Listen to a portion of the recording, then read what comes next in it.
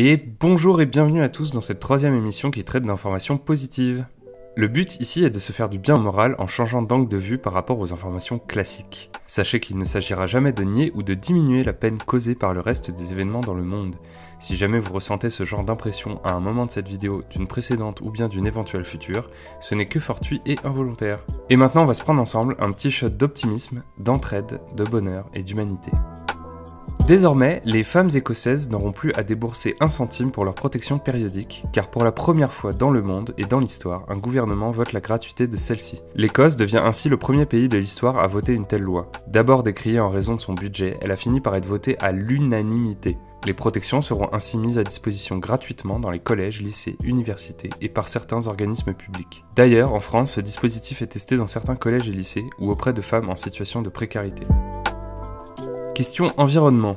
En 2015, lors de la COP21, la France est engagée à réduire de 40% ses émissions de gaz à effet de serre d'ici à 2030 par rapport au niveau de 1990, en application de l'accord de Paris. Mais à ce stade, en 2020, les moyens alloués pour atteindre cet objectif sont encore loin du compte. Le rythme de baisse des émissions est 2 fois plus lent que nécessaire. En 2018, la commune de Grande-Synthe avait saisi le Conseil d'État en déposant un recours soutenu par le collectif de l'Affaire du siècle, composé de Notre Affaire à tous, la Fondation Nicolas Hulot, Oxfam France et Greenpeace France, qui a rédigé un mémoire pour démontrer les manquements de l'État en la matière. Le 19 novembre 2020, la requête a été jugée recevable par le Conseil d'État et la plus haute juridiction administrative française a donc donné 3 mois à l'État français pour prouver qu'il met en place des moyens suffisants pour atteindre son objectif de réduire ses émissions de 40% d'ici à 2030.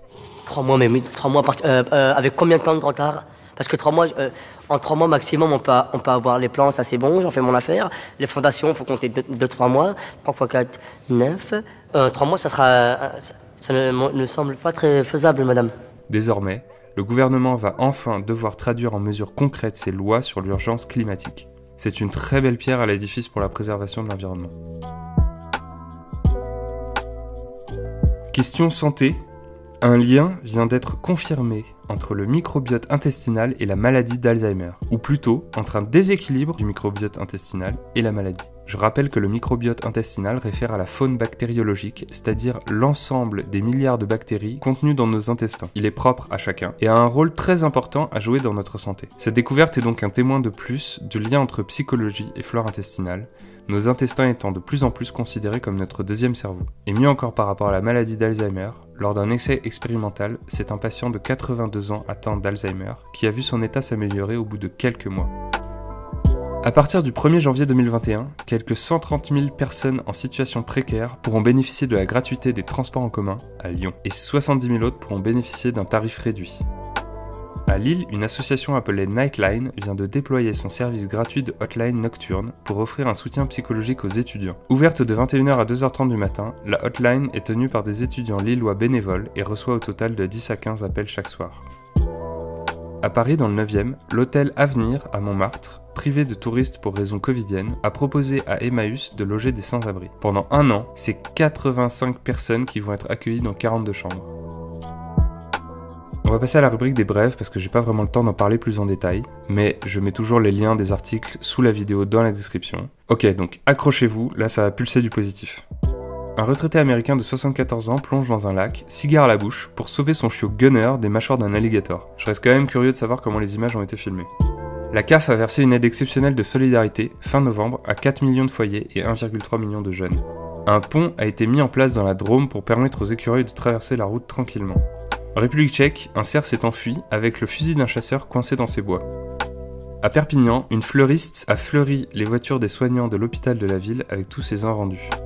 Une application appelée MewTalk a été créée pour traduire les intentions transmises par les chats à travers leur miaulement. La version bêta est déjà téléchargeable, même si l'application demande encore une mise au point. On va peut-être pouvoir écouter nos chats. À Nairobi, au Kenya, un magnifique figuier vieux de plus de 100 ans vient d'être sauvé de l'abattage lors de la construction d'une autoroute à 4 voies.